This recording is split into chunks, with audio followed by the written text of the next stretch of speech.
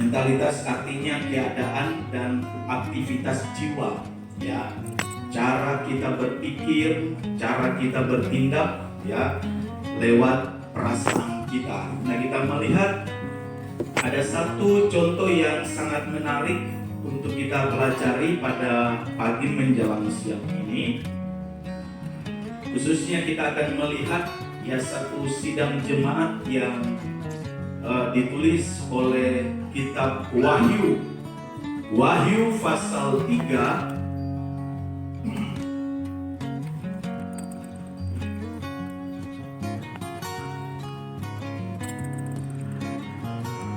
Oke, sudah temukan Wahyu pasal 3.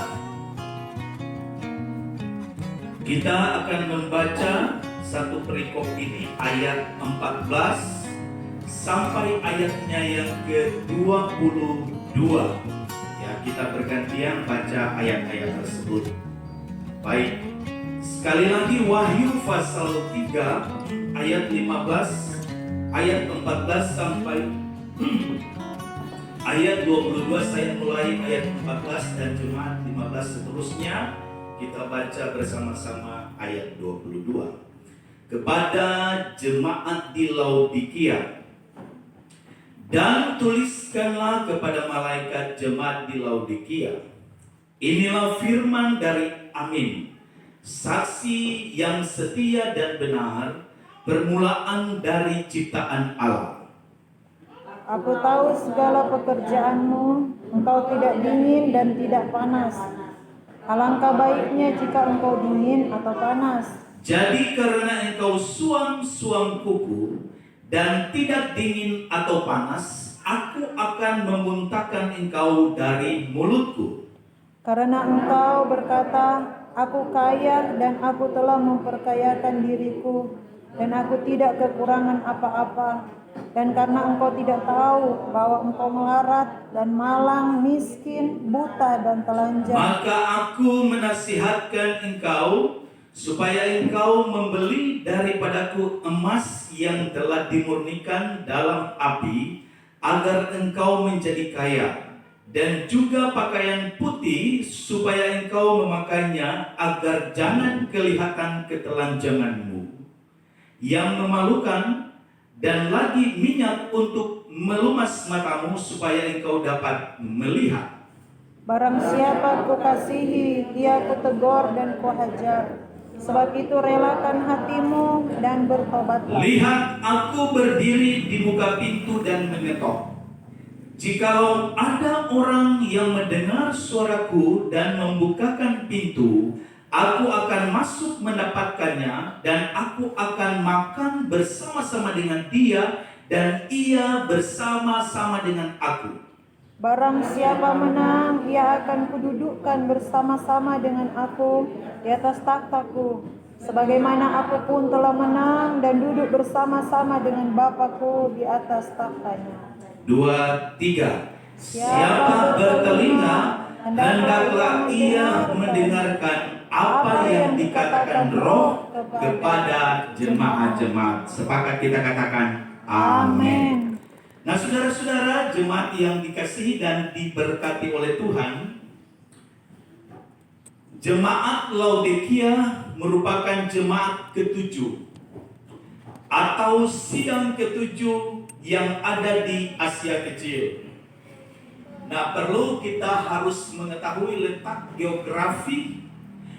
geografis daripada gereja-gereja yang dicatat oleh kitab Wahyu, mulai pasal 2, pasal yang ketiga. Di situ sangat lengkap, ada 7 sidang jemaat ya yang dicatat oleh Alkitab yang berada di Asia Kecil. Nah, saudara, negara Turki itu negara yang sangat unik, karena negara ini berdiri di 2 benua. Ya, Istanbul yang sekarang itu dia ada di Eropa, ya. Tetapi ada satu selat namanya Selat Bosporos, ya. Ada satu jembatan yang kurang lebih 3 kilo. Nah, saudara-saudaraku, jembatan ini menghubungkan ke benua yang lain, namanya benua Asia. Jadi bangsa Turki atau negara Turki ini dia berdiri di dua benua, ya, benua Eropa dan benua Asia. Nah, Efesus, Laodikia, Tiatira, Philadelphia, ya, apalagi yang saudara bisa lihat di sana, Smyrna, Efesus, itu ada di Asia. Ada di negara Turki, tapi dia berada di benua Asia. Nah, orientasi pelayanan daripada Rasul Paulus kebanyakan ke sana, ke Efesus, ya, ke Filipi, ke Kolose, ke Korintus, karena memang daerah-daerah itu ada di Asia Kecil, ya, atau yang kita kenal sekarang Turki bagian Asia. Nah, salah satunya adalah jemaat Laodikia. Oleh karena itu, ini merupakan surat yang ketujuh, ditujukan oleh Kristus Yesus kepada orang-orang yang ada di Laodikia. Jadi kalau kita melihat rentetan daripada daftar jemaat-jemaat ini, baik yang pertama di Efesus, ada Smyrna, ada Pergamos, ada Tiatira, ada Sardis, ada Philadelphia, dan yang terakhir ada Laodikia.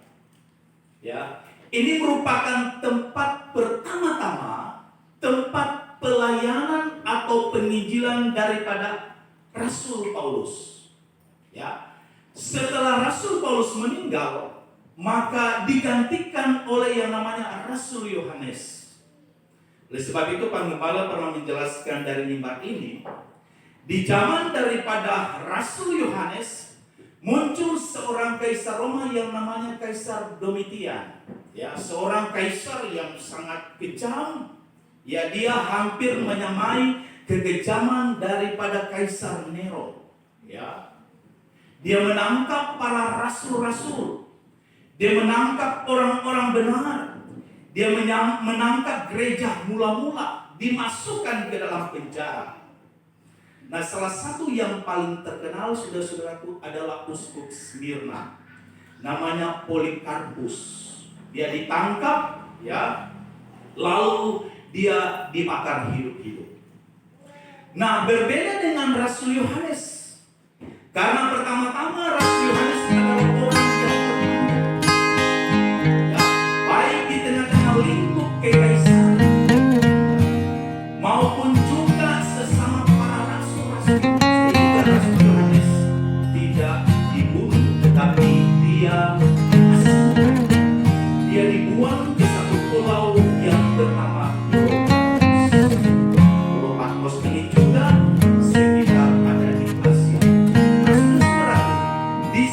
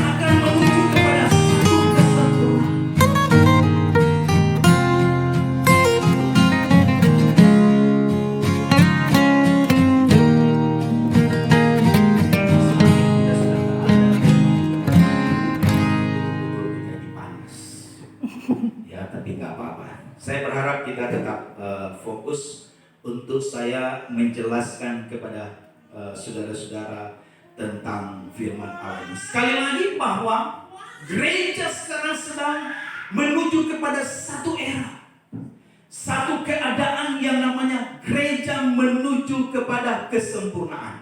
Haleluya. Dan kita berharap kita akan masuk di area itu. Amin.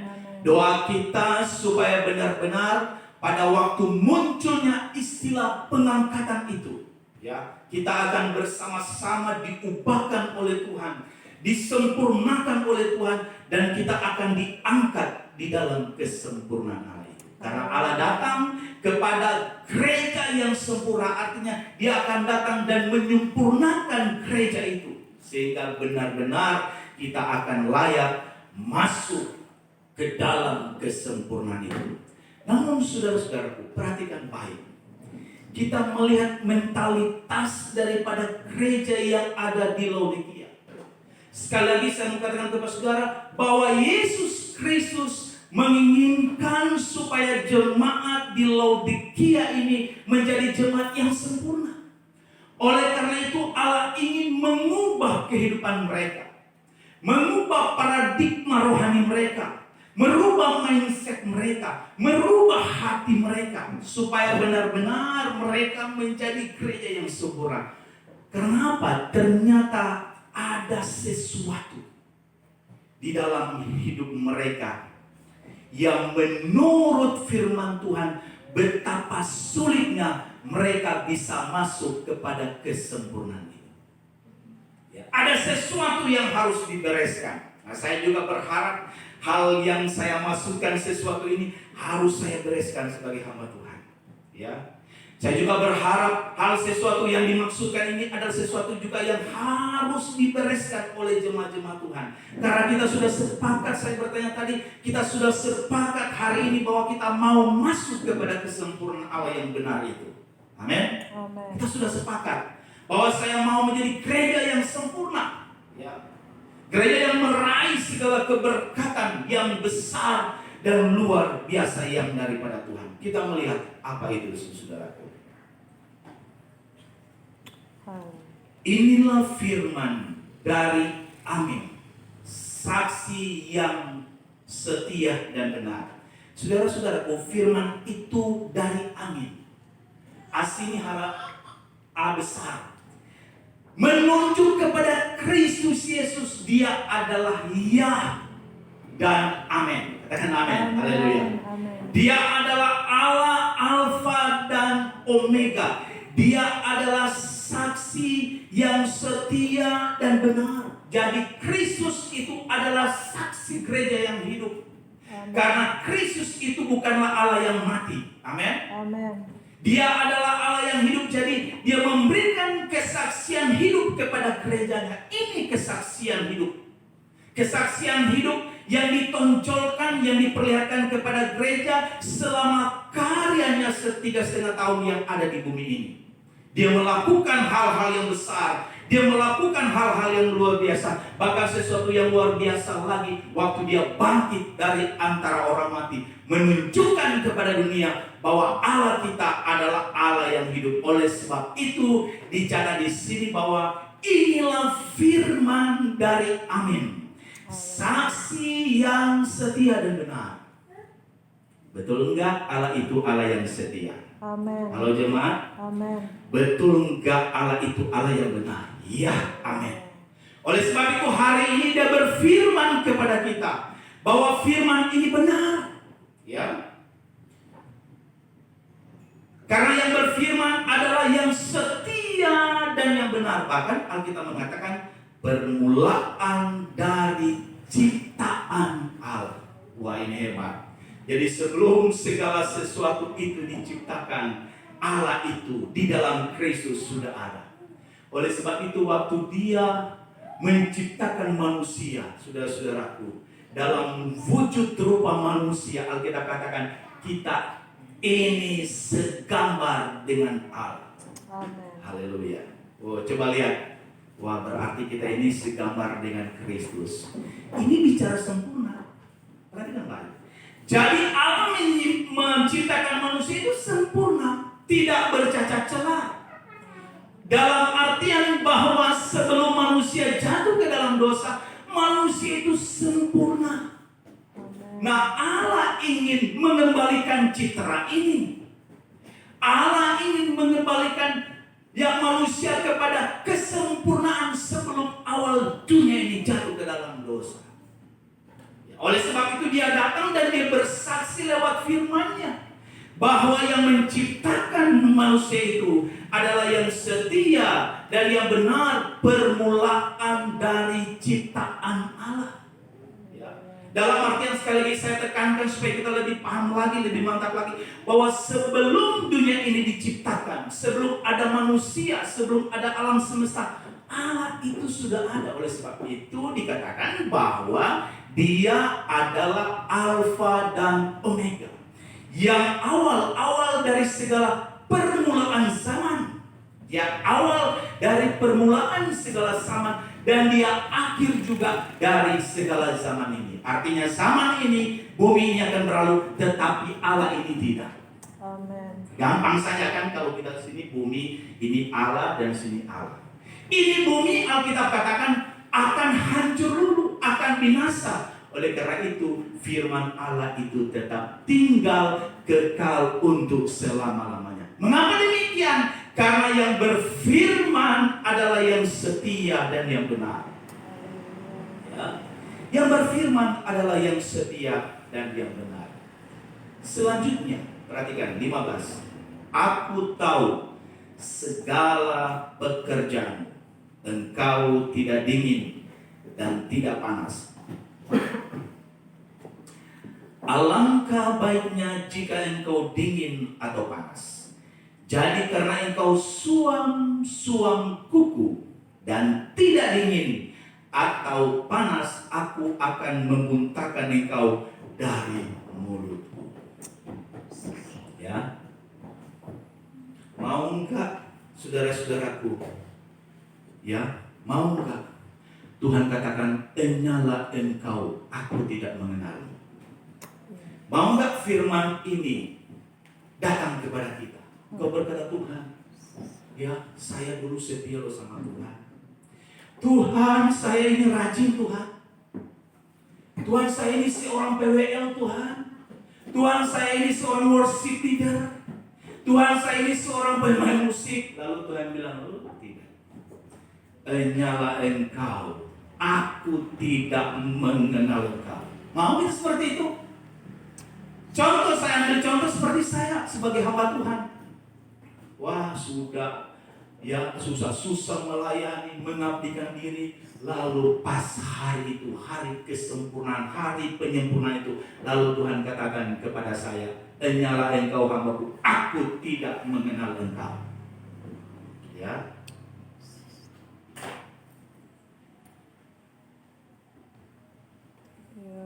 Ayo coba jemaat kita renungkan dulu ini. Ya. Aku tahu segala pekerjaanmu. Apa yang kita mau banggakan, saudara-saudara? Saya sudah katakan sekali lagi, nggak ada yang perlu kita banggakan. Ya. Kita bisa melayani, puji Tuhan, bisa memuji Tuhan, puji Tuhan. Kita punya sesuatu yang puji Tuhan, tapi itu bukanlah satu kebanggaan. Tuhan katakan, "Aku tahu." Tuhan tahu. Ya. Kita bisa melayani, kita bisa mengiring, kita bisa berdoa, kita bisa berpuasa, kita bisa berkorban. Itu Tuhan tahu semuanya. Ya. Jadi nggak ada yang perlu kita banggakan. Tuhan, saya kok ini rajin, Tuhan. Saya ini rajin berkorban dan macam-macam. Perhatikan, aku tahu segala pekerjaanmu. Engkau tidak dingin dan tidak panas. Alangkah baiknya jika engkau dingin atau panas. Apa maksud makna daripada engkau tidak dingin dan tidak panas? Tadi ayat selanjutnya berkata, "Suam-suamku." Saya jelaskan ini suam-suamku. Tidak panas, tidak dingin, berarti hangat. Ya. Menjadi anak Kristen harus betul-betul militan. Sudah Pak Gembala sampaikan. Ya. Harus berkobar-kobar. Alkitab katakan, biarlah rohmu menyala-nyala, layanilah Tuhan. Amin.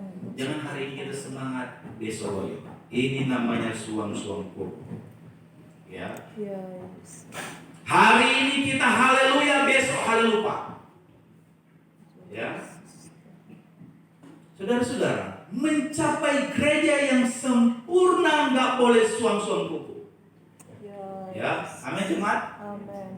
Ini kan kita sudah sepakat, kita sudah deal bahwa saya mau menjadi gereja yang sempurna. Coba kita buka pikiran dan hati kita, bahkan kita buka iman kita. Tuhan, saya mau merespon firman Tuhan hari ini. Aku tahu segala pekerjaanmu, engkau tidak dingin dan tidak panas. Alangkah baiknya jika engkau dingin atau engkau panas. Jadi karena engkau suam-suam kuku, perhatikan, dan tidak dingin atau panas, aku akan memuntahkan engkau dari mulutku. Saya katakan tadi dalam pendahuluan seperti sebelum ayat ini, bahwa saudara-saudaraku, alangkah sangat sedihnya kita bila saat itu datang lalu Yesus Kristus sebagai kepala gereja berkata kepada saya, berkata kepada saudara-saudara, aku tidak mengenal engkau. Tuhan, dulu kan aku ini berdoa orang, menyembuhkan orang, melakukan mujizat, saya berbahasa roh, saya bernubuat. Saudara-saudaraku, jangan kita banggakan. Kalau saudara berbahasa roh itu bukan satu kebanggaan. Karunia-karunia yang Allah saudara miliki bukan satu kebanggaan. Oh, saya ini bisa karena ini Tuhan. Ya. Tetapi prinsip dalam hidup kita yang paling penting, karakter Kristus itu yang harus kita tanamkan di dalam hidup kita. Amin. Amin. Ya. Banyak orang di gereja bisa bernubuat. Dengar baik ini firman ini. Ya. Banyak orang di gereja bisa berbahasa roh, tapi pertanyaannya, waktu dia keluar dari gereja, apakah sesuai dengan perbuatan yang dia lakukan di gereja? Ya. Yang ada bukan roh Tuhan tapi roh kuda. Ya.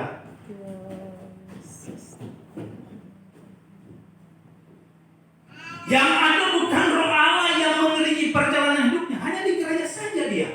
Ya. Hebat, dia melayani, ya, dan lain sebagainya. Tapi pas keluar dari gereja, aduh. Saya harus sampaikan ini kepada jemaat, mengingatkan, barangkali saudara sudah dengar, tapi barangkali lupa, dan saya harus ingatkan hari ini. Karena kita berbicara sepakat, berbicara tentang gereja yang sempurna. Kalau kita berbicara tentang gereja yang sempurna, sebagaimana kita ada di gereja, glory haleluya. Di luar sana juga glory haleluya.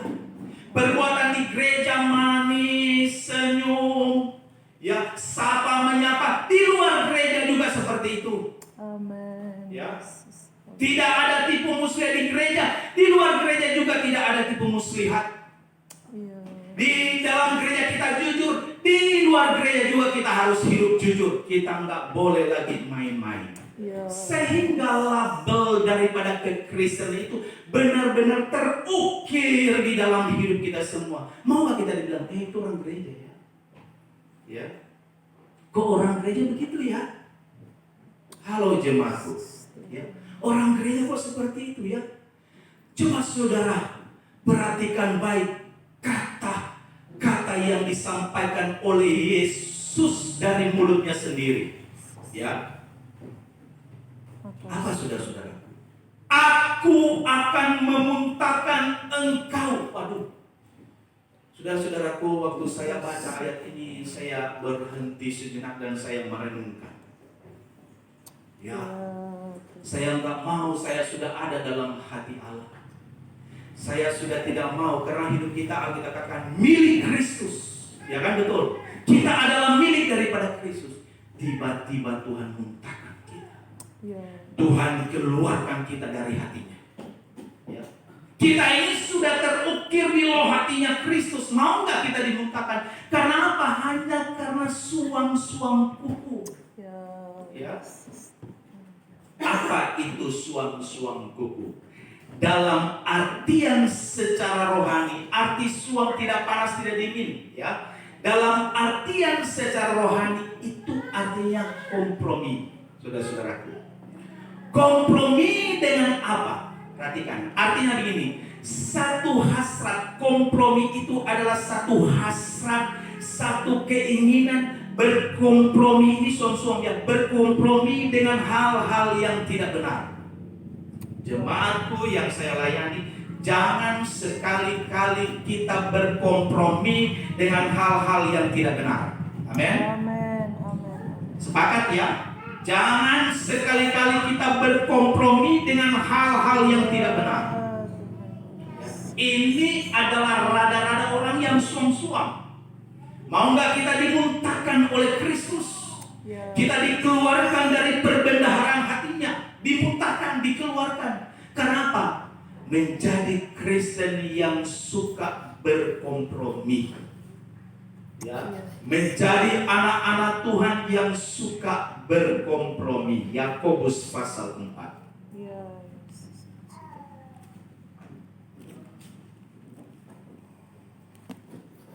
Yakobus pasal 4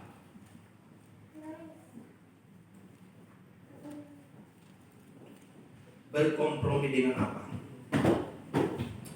Perhatikan, saya akan bacakan dan nanti sebentar ayat ini saya bacakan. Saudara buka 1 Petrus pasal 4 ayat 17.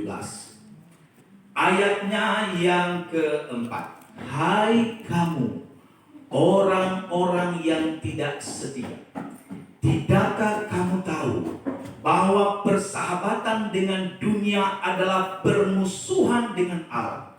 Jadi barang siapa hendak menjadi sahabat dunia ini, ia menjadikan dirinya musuh Allah. Coba tolong dibacakan 1 Petrus 4 ayat 17 dan 18. Ayo cepat. Ayat 17, karena sekarang telah tiba saatnya penghakiman dimulai, dan pada rumah Allah sendiri yang harus pertama-tama dihakimi. Dan amin. Amin. Dan jika penghakiman itu dimulai pada kita, bagaimanakah kesudahannya dengan mereka yang tidak percaya pada Injil Allah? Ya. Dan jika orang benar hampir-hampir tidak diselamatkan, apakah yang akan terjadi dengan orang fasik dan orang berdosa? Katakan amin. Amin. Tuhan, firman ini untuk saya. Haleluya. Dan jika orang benar, orang benar saja Alkitab katakan hampir-hampir tidak diselamatkan, apakah yang akan terjadi dengan orang fasik dan orang berdosa? Yes. Kita saja yang sudah rajin ke gereja, kalau ini kan orang benar, ini kan baik. Kita saja yang sudah rajin berdoa, wah Tuhan tiap Jumat saya puasa, rajin berkhotbah, rajin berkorban, rajin melayani. Alkitab katakan hampir-hampir saja tidak diselamatkan, hampir-hampir tidak diselamatkan. Aduh. Ya, mengapa demikian, saudaraku? Kita tengok lagi apa yang dikatakan oleh kitab Yakobus.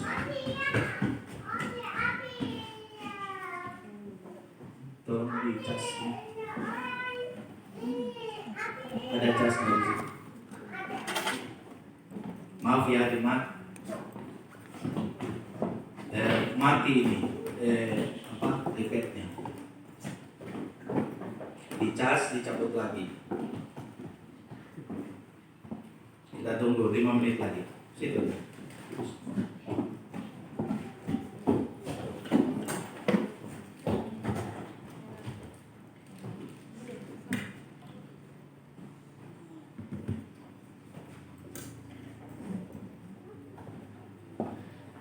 Oke, saya lanjut. Saudara-saudaraku, dalam Yakobus pasal 4, tadi kita sudah membaca, hai kamu orang-orang yang tidak setia, tidakkah kamu tahu bahwa persahabatan dengan dunia adalah permusuhan dengan Allah?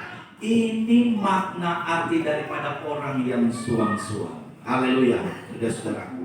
Ya, orang yang suam-suam ternyata orang yang suka kompromi dengan dunia, orang yang suka kompromi dengan dosa.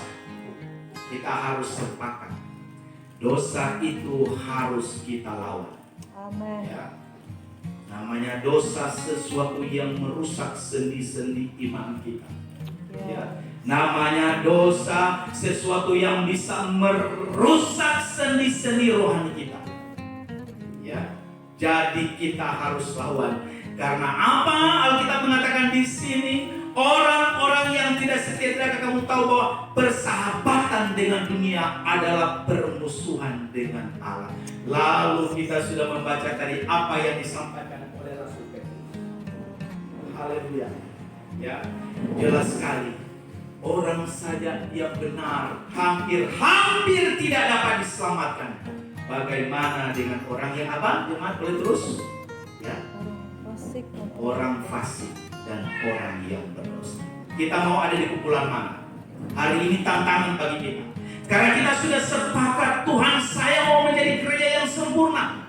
Ya. Kita bukan gereja yang fasik. Ya. Kita mau ada di mana? Apakah kita mau duduk seperti apa yang dikatakan oleh Mazmur, bahwa banyak orang yang suka duduk dalam kumpulan pencemooh. Dalam Mazmur pasal 1, saudara bisa baca di sana. Ya. Ini model-model orang fasik. Duduk bersama-sama dengan para pencemooh, ya. Para pelaku-pelaku dosa, hal-hal yang tidak benar. Saya sarankan jemaat-jemaat, umpamanya kalau ada jemaat satu pergi silaturahmi kepada jemaat yang lain, cerita firman. Amen. Sepakat ya jemaat? Jangan cerita orang. Ya. Jangan cerita gereja. Apalagi cerita gembala. Ya. Cerita firman, cerita bisnis saja. Ya. Cerita hal-hal yang baik, cerita hal-hal yang benar, cerita hal-hal yang membangun. Karena apa? Dengan tidak sengaja kita sudah duduk pada kumpulan orang-orang fasik, mulai cerita, aduh si bapak ini begini, aduh si ibu ini begini, aduh si ini begini, si itu begini. Ya.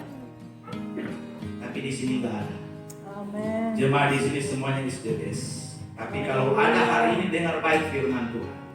Karena firman Tuhan itu untuk saya dan untuk saudara-saudara. Firman Allah itu pedang bermata dua. Dia ke sana, dia juga ke sini. Ya. Firman Tuhan itu jangan bilang, oh itu firman hanya untukmu ya. Firman itu untuk kita semua, menjadi perhatian kita semua. Saudara juga di kantor begitu. Saya tak mau berkawan dengan dia. Dia cerita lagi ke sini. Dia cerita sama bosnya. Dia cerita sama kawannya. Saudara-saudaraku, ini bukan model kekristenan yang baik. Dan ini bukan baru kali ini saudara dengar pernyataan firman seperti ini. Sudah sering-sering, tapi ini perlu diulangi dan diulangi supaya tidak lupa. Amen. Ya. Perlu diulangi dan diulangi supaya kita tidak lupa. Kita taruh di hati kita dan biarlah ini menjadi gaya hidup kekristenan kita. Mau jadi apa kita di akhir zaman ini, saudara-saudara? Ya. Kalau kita model gereja seperti ini, suka kompromi dengan hal-hal yang tidak benar, ya, suka kompromi dengan hal-hal yang tidak baik. Tapi hari ini kita punya komitmen bersama-sama dengan Tuhan. Tuhan, saya mau menjadi gereja yang sempurna. Ya. Saya tidak mau engkau muntahkan dari mulutmu. Tapi kalau kita sudah diukir di hati daripada Kristus Yesus, oh haleluya, kita sudah ada dalam loh hati daripada Kristus ini, maka kesempurnaan itu akan membawa kehidupan kita semua. Saya akhir di sini, nanti minggu depan saya akan sambung kembali. Tuhan Yesus. Haleluya, puji Tuhan.